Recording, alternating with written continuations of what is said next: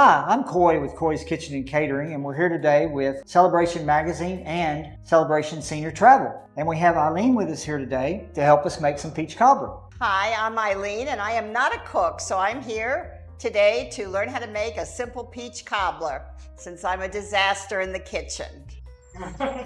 We're going to start with butter. So we're going to be making this in a half pan. First thing we're going to do is just going to open the butter and put that in the pan. There you go. And then what we're going to do is we're going to melt that butter. The next step we're going to do is we're going to take this bowl.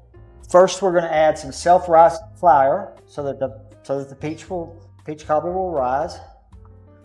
I can do that. Is we're going to add an equal amount of sugar. So this is 1 cup of self-rising flour. This is 1 cup of sugar. The next thing we're going to do is we're going to pour a cup of milk in there. Okay.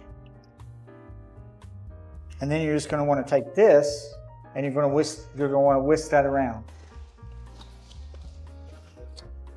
There you go. So now what we're going to do is just going to take the rubber spatula and we're going to put that in with the butter.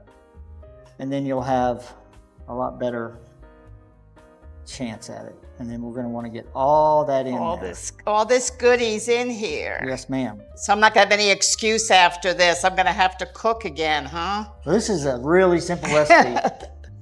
This is not hard at all. And then the next thing we're going to do is we're going to take this and we're just going to put it in the pan and we're just going to kind of stir it like in a Z. In a Z? Yeah, just kind of like that. You don't really have to. It's going to mix together in the oven, but we'll just kind of mix it up a little bit. And then the last step is to put some peaches. Okay. Now, one of the great things about making this particular cobbler is at this step, you could put blackberries in there, you could put cherries, you could put strawberries, you could put any type of canned fruit. Can you use frozen too, or? No, canned. It has to be canned. Canned is the way you're going to want to go for sure.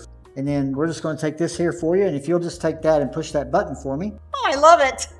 Isn't that entertaining? It's very entertaining. I have to get one of these. It's still faster than me trying to do it. Is it not going to? Ah, there it goes. And then we're just going to take it off like that. The next thing we're going to do is drain them. Okay. And now the last step is to put the fruit in there. Put the fruit in. And then we want to take this rubber spatula and we just kind of, mix that around in there real well. So now what we're going to do is we're going to take this, we're going to put it in a 350-degree oven. Okay. And we're going to bake it for about 35 to 45 minutes or whenever it gets brown on top and it's not jiggly in the middle anymore. That's how you know if it's done or not. Okay, so let's go ahead and get that taken care of, okay? All right, off to the oven we go. A little longer than a few minutes later. Pan got bigger, huh? It grew enormously. Well, I wouldn't want anybody to go hungry. No, we need food for everyone. Absolutely. So now what we're going to do is we're just going to come in here and we're going to just get this corner piece out. All right. Let's dig in. Let's try a piece and see if this is any good.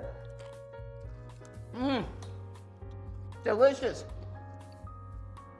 Yum, yum.